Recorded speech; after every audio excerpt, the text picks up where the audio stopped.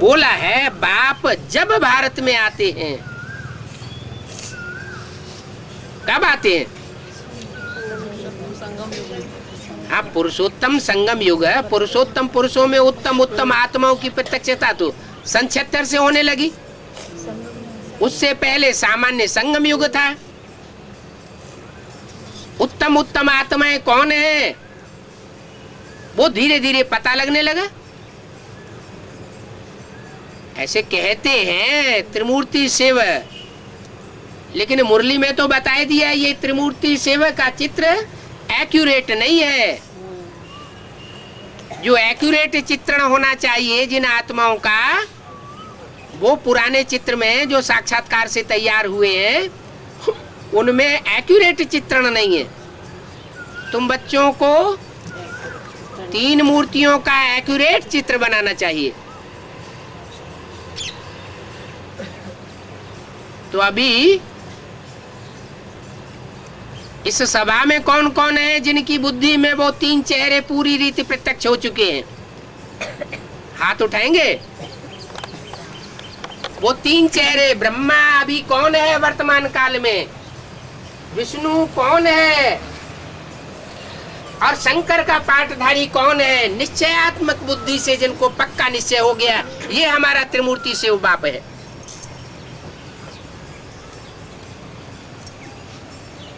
जिनको निश्चय हो गया सिर्फ वो ही हाथ उठाए, क्योंकि हम उनमें से किसी एक से पूछ सकते हैं। पूछना भी तो चाहिए ना, नहीं तो हाथ नीचे कर लीजिए, सबके सामने बेइज्जती हो जाएगी। ऊंचा हाथ उठाओ। हाँ जी, खड़े होने की जरूरत नहीं, बैठे रहिए। घुमा लो।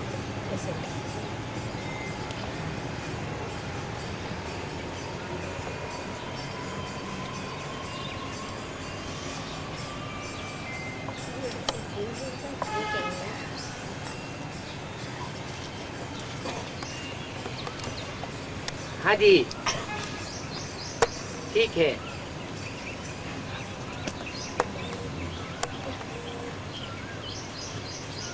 ठीक है, ठीक है, ठीक है।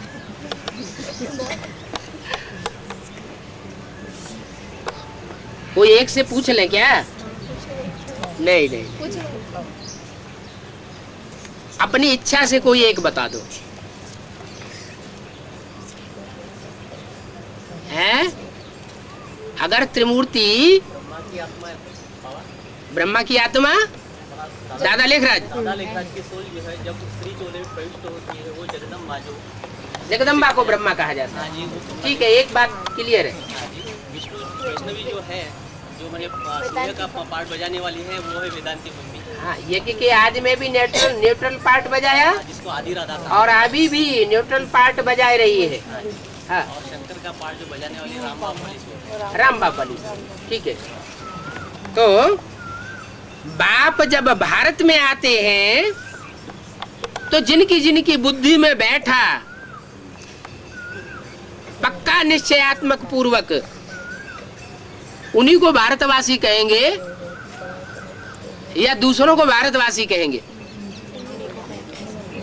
भारतवासी, भारत में वास करने वाले,